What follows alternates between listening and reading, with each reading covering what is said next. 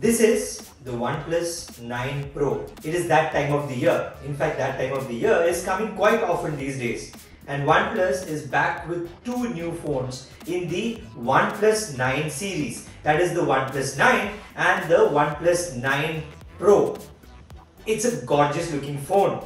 You can see the design hasn't changed much, but the camera module is a standout. And it stands out also because of this added branding that OnePlus is adding. It is bringing in the iconic Hasselblad brand onto its camera, and that is where OnePlus thinks the OnePlus 9 series is going to work a little bit of magic. So what else is new in the OnePlus Pro? So it's the camera. It's got a stunning display which is 120 Hz and with low refresh rates at times so that you can preserve battery and get a very good experience. It also has the Snapdragon 888 sensor, which is the best you can get on a smartphone these days. Of course, it comes with 5G too, and hopefully by the end of the year, users in India will be able to use the 5G part of this phone. But if I'm going to buy this phone, it's going to be primarily for the camera. And let me tell you why. There are many things the camera is doing. It's got a very good color configuration now, and that's where I think Hasselblad is putting its weight in. What does that do? So there is a little bit of an Android feel when you take photographs with anything from a Samsung to a Huawei or a OnePlus. OnePlus is now changing that a little bit. The colors are looking very different now because Hasselblad is making it more natural with the software that it's providing.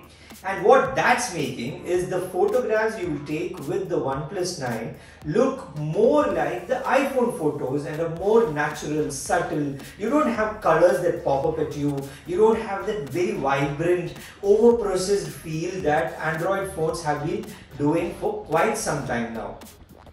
Now there is the other side of color, which is black and white.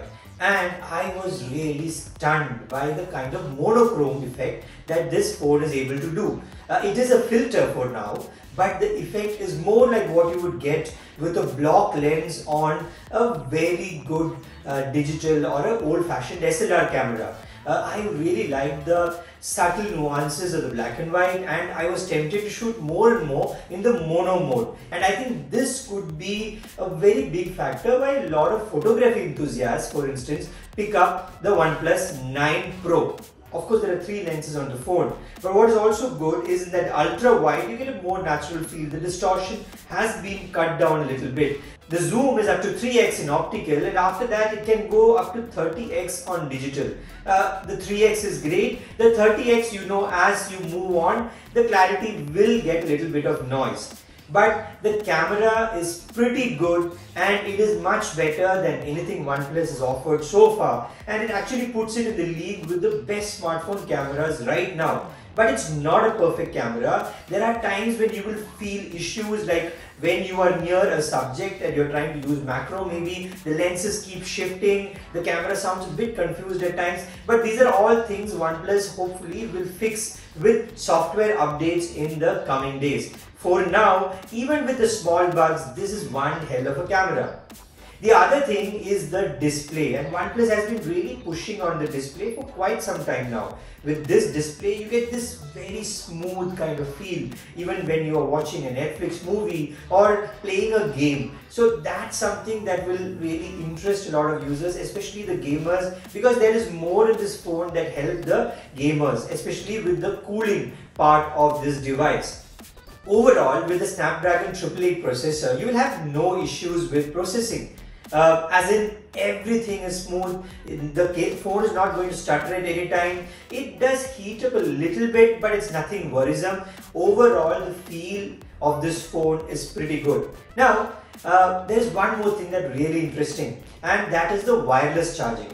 I once asked Pete Lau, who is the founder of OnePlus, why he doesn't have wireless charging on his phones.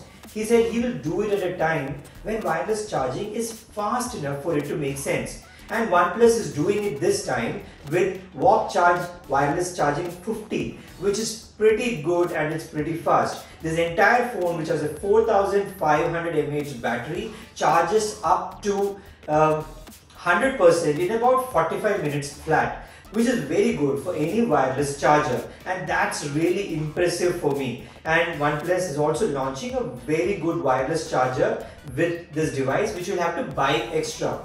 Overall, I think the OnePlus 9 Pro is a pretty good phone. It does not push a lot of the envelopes as you have come to expect from OnePlus in the early days, but it does do 2-3 things very good, and it's on top of a platform that's already pretty perfect when it comes to an Android phone.